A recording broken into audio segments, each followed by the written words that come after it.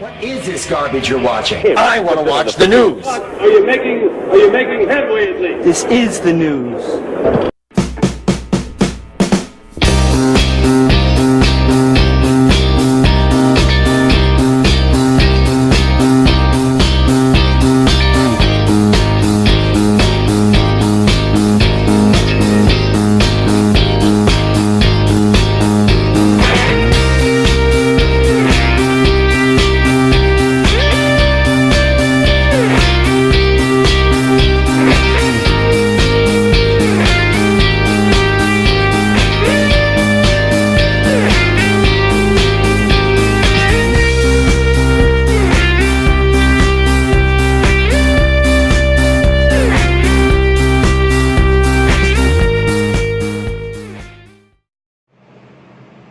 Hello ladies and gentlemen, and welcome to another episode of that gang stalking show.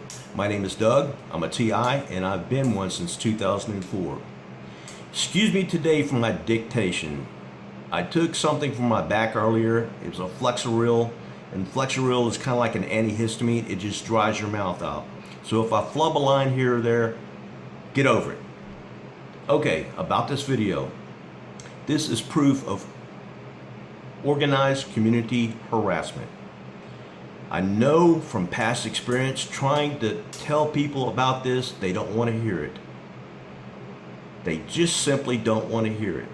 I got into a debate with somebody the other day who claimed to be a former TI, and he commented on a previous video that I uploaded, and he stated that I got over it. I fixed the way I was thinking, and I'm no longer a TI.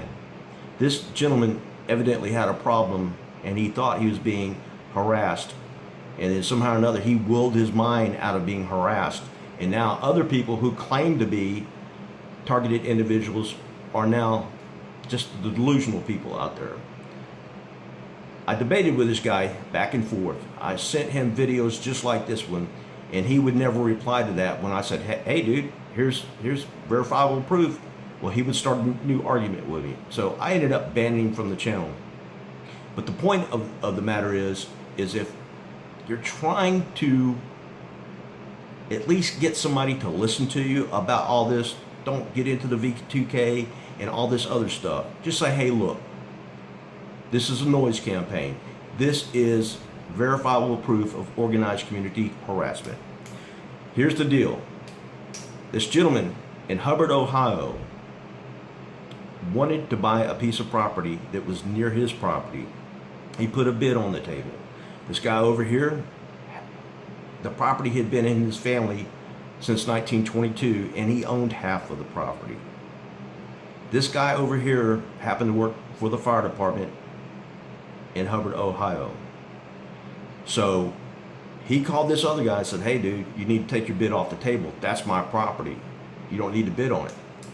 Well, they got into an argument, and this guy over here told him, he said, if you don't take your bid off the table, we're going to be enemies for life. Well, what happened was this guy over here, connected to the Good Old Boy Network, told all his friends, hey man, go by his hot house and honk the horn. That's exactly what he did. People all up and down the road, day in, day out, all times, all hours of the day, were honking horns. You can see from this video that this is an organized campaign of noise. That's the end of my description. Please like, subscribe, and comment, and smash that like button. Y'all have a good night. We've all had nasty neighbors, but an entire town? Think how annoyed you get when just one person honks at you. Now imagine all your neighbors driving by sitting on that horn 24/7. Are they tormenting one family, or did that family wear out its welcome? We want you to decide. Here's Paula Ferris. Of all the homes in Hubbard, Ohio, it might be the last one you'd expect folks to fight over. But this vacant house on East Liberty Street is the hottest property since good old Nehemiah Hubbard founded the town 200 years ago. Oh, what a fuss over a little fixer-upper. This all started in 2007 over a simple real estate deal, correct? Right. It was the property next door here. Meet Rick and Cindy Curlich. Longtime Hubbard residents, they say all they wanted was to buy the property next door. The only problem? It wasn't for sale.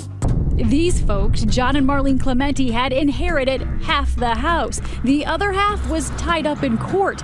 But Rick Kurlich tried to buy it anyway, even though it had been in the Clementi family for generations. I says, well, you're not getting my land. And I said, that's not right. It's my family since 1922. How could you do that? The Clement family called me up and they told me to take my bid off the table. And if I didn't take my bid off the table, we'd be bitter enemies for life. Rick never got the house, but he says he's still paying for what he did. As the town fire chief, Clementi had lots of friends, and suddenly Rick and Cindy say it seemed like every single one of them was driving by honking the horn, and it wasn't to say hello.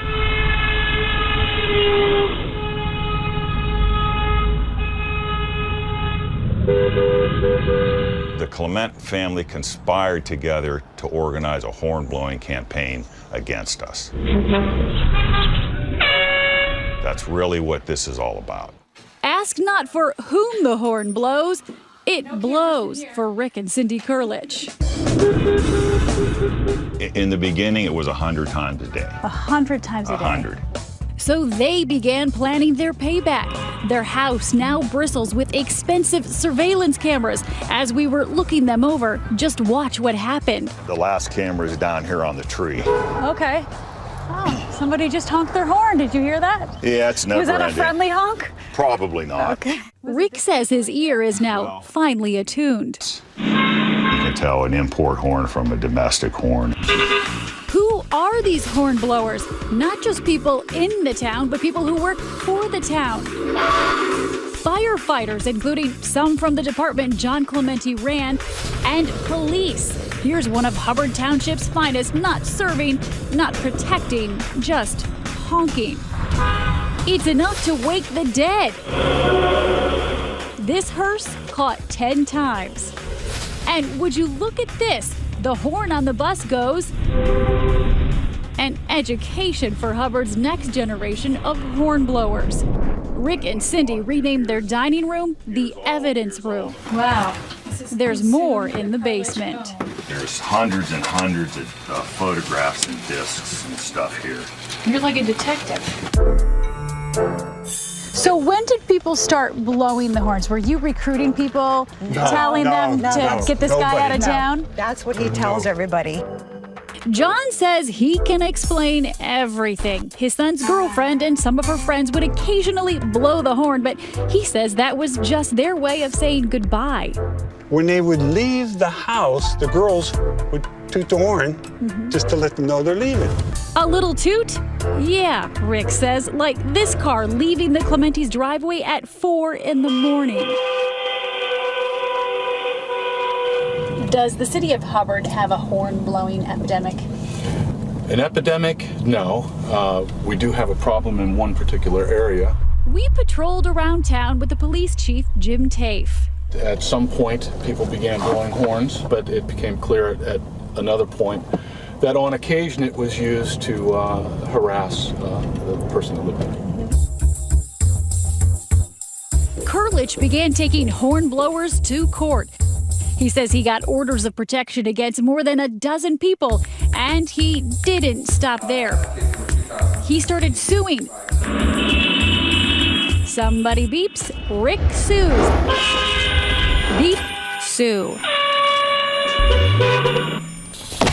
At the Trumbull County Courthouse, the legal paperwork is piling up.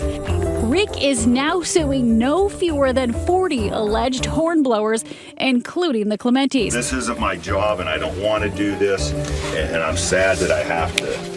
Kurlich versus everybody. It seems like the town of Hubbard is against the Kurliches, and everybody's in on it now. Why wouldn't you be against him? If you beep your horn one time, he'll take you to court. Just a regular beep. Does the city of Hubbard want the Kurliches to leave?